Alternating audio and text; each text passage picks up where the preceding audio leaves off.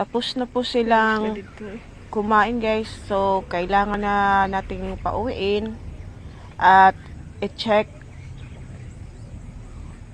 Halata na po sa kanilang mga tiyan guys na busog na sila. Ayan. Yung halos lahat po ng inahin dito guys, buntis na po guys. Siguro isang buwan na lang aantayin at manganganak na sila guys.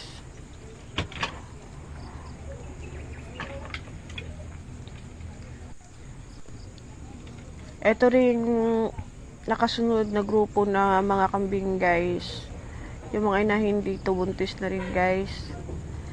Kaya aabangan talaga namin tong mga kambing namin next month.